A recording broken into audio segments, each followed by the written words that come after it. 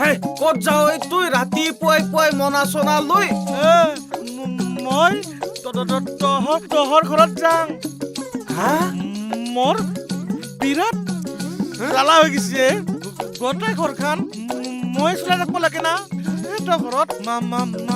মানুহ নাই মই যাঙে দে বেটা গম নাপাও বুলি ভাবছা দি আছো ৰ